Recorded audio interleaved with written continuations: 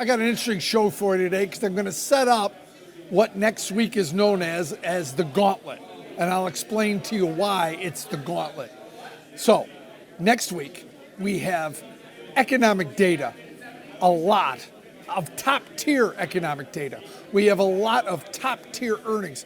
We also have a Fed meeting. I'll break it down for you day by day, what you should be looking for next week. Let's start out on Tuesday. Not much going on Monday. Let's start Tuesday morning. We'll get JOLTS, right? Job openings, labor turnover survey. We'll get Case-Shiller House Price Index, consumer confidence. Fed meeting starts on Tuesday. That day, we get earnings from Boeing, United Healthcare. That might be the biggest mover of the week, United Healthcare. UPS, Starbucks, Visa. Look at the U.S. consumer, Visa. So then we get to Wednesday, ADP. We'll also get our first look at GDP for the second quarter.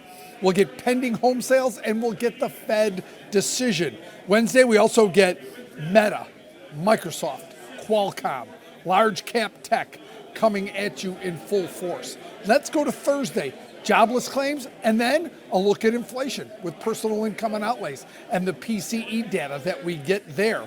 Thursday, we've got MasterCard, another look at the U.S. consumer, Apple, Coinbase, Norwegian Cruise Lines. So the cruise lines coming in, as well as more large cap tech. Friday, unemployment, number one data point of the week. We'll get PMI numbers in manufacturing and ISM in manufacturing.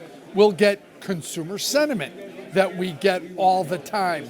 That is a key number lately in terms of soft data.